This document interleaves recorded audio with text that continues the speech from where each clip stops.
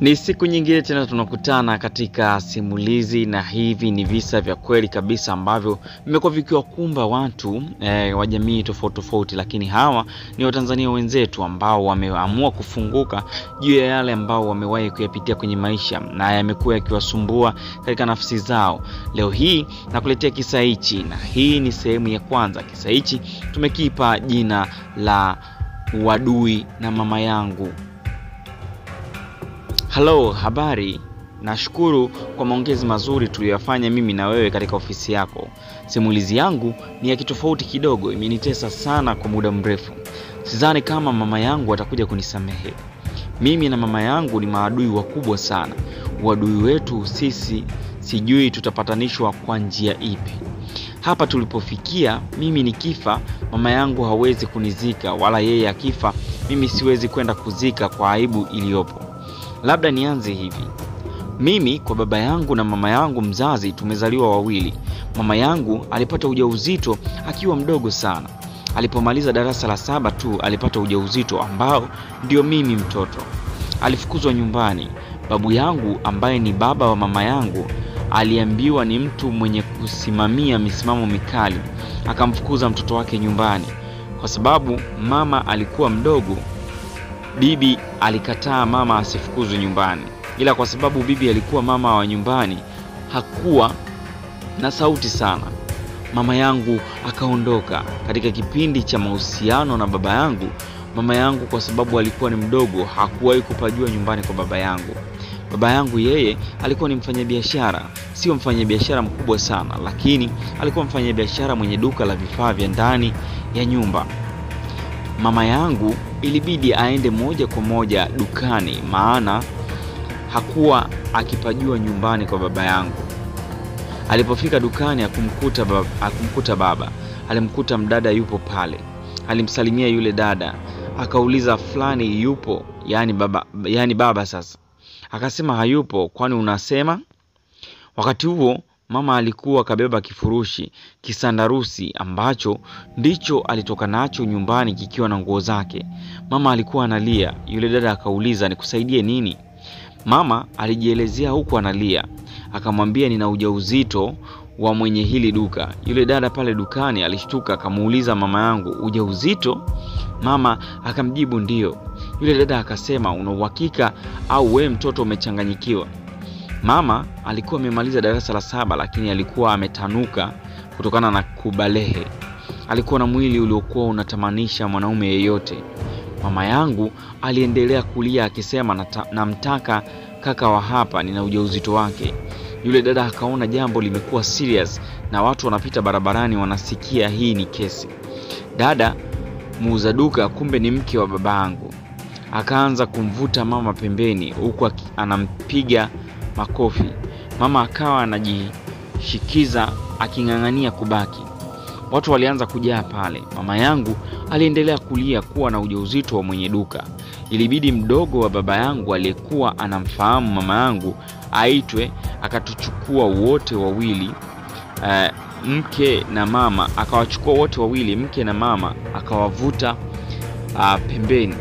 Akazungumza nao, akamueleza ukweli mke wa babangu ambaye kwa sasa ni mama yangu wa kambo. Akamwambia huyu binti kweli ana ujauzito wa mumeo, kwa sababu mumeo ndio alitoa uhusiano wake tena nyumbani kwangu miezi kadhaa iliyopita. Mpigie simu mumeo. Mama yangu wakati huo analia tu. Mke wa baba yangu akasema mpigie wewe kaka yako. Nina kweli kaka mtu. Akampigia. Baba yangu alipokea simu, ila akasema yuko njiani anachukua mzigo wa dukani. Mdogo wake akamueleza yule binti yupo hapa, kafukuzwa kwao, ni mjamzito. Baba yangu alisikika akisema mfiche mke wangu asijue lolote, nikija nitajua nifanye nini. Wakati akiwa anasema hayo, simu ilikuwa loudspeaker. Mkewe akakwapua simu akamuuliza mume wake unasemaje? Baba yangu akajibu mke wangu naomba nikirudi tutaongea vizuri. Naomba mdogo wangu amchukue ampeleke kwa wazazi wangu, kisha nikirudi nitakuelezea yote mke wangu.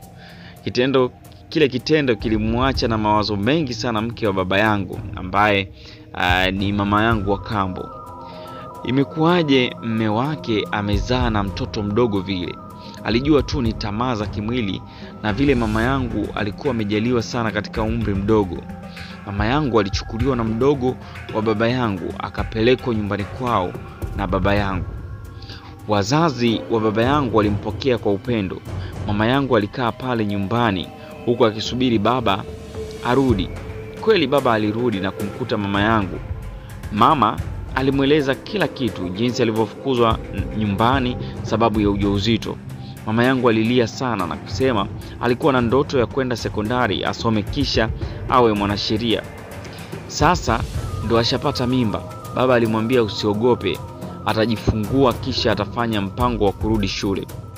Baba yangu akamwambia wazazi wake atamchukua mama yangu na kukaa naye kwake. Maisha ya kijijini si unayajua tena kaka.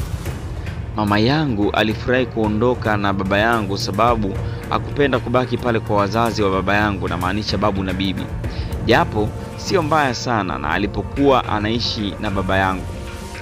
Na pale kijijini wengi walitegemea sana duka la baba yangu. Taarifa zilizagaa kwamba baba yangu amempa mimba mwanafunzi. Lakini kwa miaka hiyo watu hawakuwa wanazingatia sana, tena kijijini ndo kabisa hawakuwa wanazingatia. Tunashukuru sasa hivi serikali inapambana sana na mimba za utotoni. Miaka ya nyuma mambo yalikuwa hatari sana. Wengi walikatizwa ndoto zao, wengi walipata mimba sana kijijini. Shangazi yangu alipokuwa ananisimulia alisema hata ujauzito wa mama yangu watu waliona amepewa ujauzito na kijana tajiri mwenye duka, hivyo mama ni mwenye bahati. Baba alimchukua mama akaenda naye nyumbani kwake.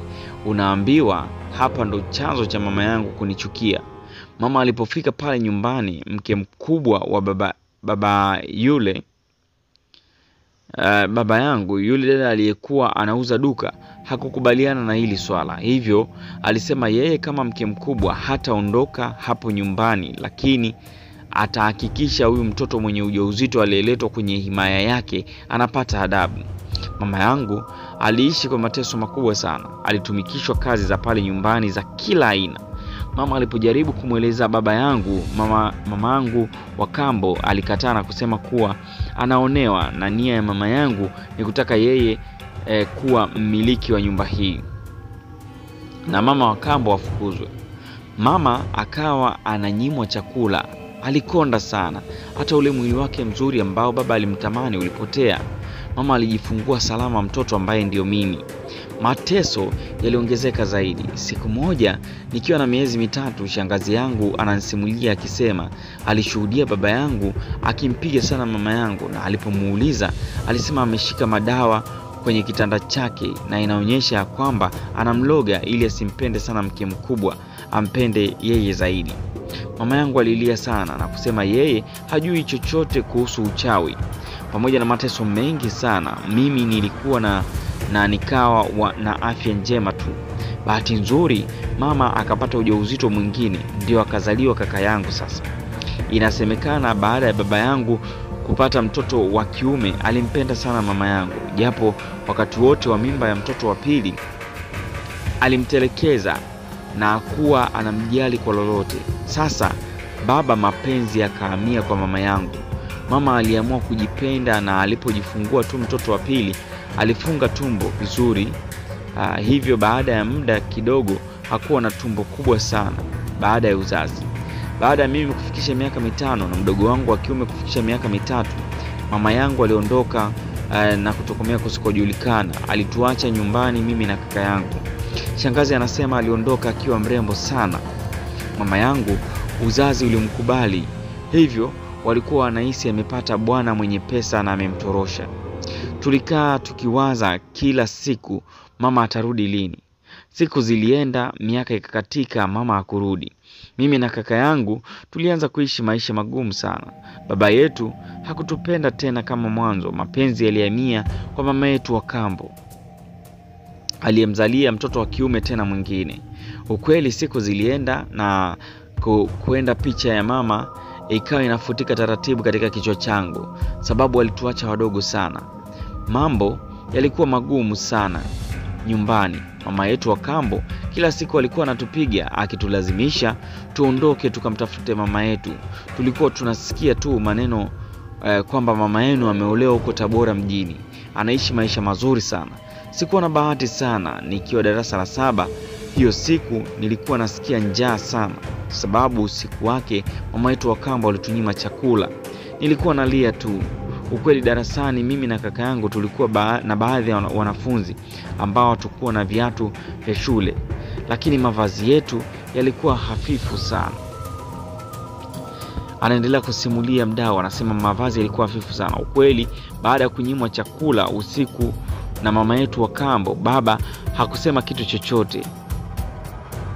Nikiwa shule mchana, njaa iliuma sana. Nikamwambia kaka yangu ambaye ni mdogo wetu, kwetu sisi mtoto wa kiume hata kama ni mdogo kwako unamuita kaka, hiyo ni heshima tu.